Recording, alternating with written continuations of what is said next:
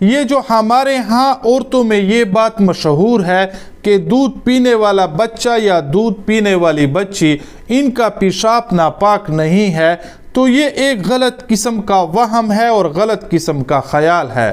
چھوٹا شیرخوار چاہے وہ بچہ ہو یا بچی ہو، ان کا پیشاب ناپاک ہے اور نجس ہے، اور فقہاء حضرات نے اس کو نجاست غلیظہ میں شمار کیا ہے۔ اب اگر کسی شخص کو یا کسی عورت کو چھوٹے بچے یا بچی کا پیشاب لگ جائے تو اس کو دھونا ضروری ہے۔ اب اگر وہ چھوٹے بچے کا پیشاب یا چھوٹی بچی کا پیشاب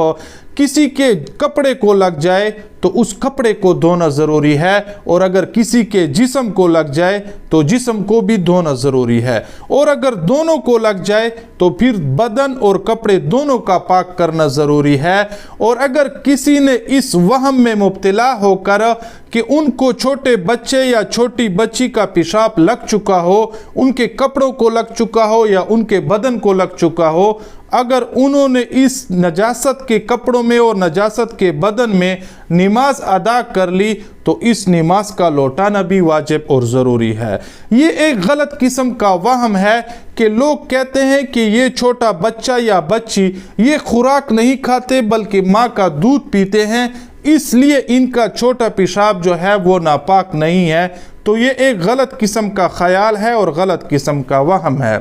اس کے علاوہ ایک یہ بات بھی مشہور ہے کہ جو چھوٹے بچے یا بچیاں دودھ پیتے ہوں، اگر وہ کسی کے کپڑوں کے اوپر قے کر لیں تو یہ کپڑے ناپاک نہیں ہوتے بلکہ ان کو صرف کسی کپڑے سے پونچھ لینا ہی کافی ہے۔ لیکن یہاں پر ایک مسئلہ ذہن نشین کر لیں کہ چھوٹے بچوں کا قے وہ اس وقت نجس اور ناپاک ہوگا جبکہ وہ قے وہ منہ بھر کر قے کیا گیا ہو۔ اگر منہ بھر کر قے نہیں کیا گیا ہوگا تو پھر اس وقت یہ چھوٹے بچوں کا قے یہ ناپاک اور نجس نہیں ہوگا بلکہ ان کو صرف پونچھ لینا ہی کافی ہوگا۔ لیکن اگر ان چھوٹے بچوں نے وہ جو دودھ پیتے ہوں اگر انہوں نے قے کیا ہو اور منہ بھر کر قے کیا ہو تو پھر بھی وہ قے نجس شمار ہوگی۔ اگر کسی کے کپڑوں کو لگ جائے تو ان کپڑوں کو دھونا ضروری ہوگا، اور اگر کسی کے بدن کو لگ جائیں تو پھر اس بدن کا دھونا ضروری ہوگا۔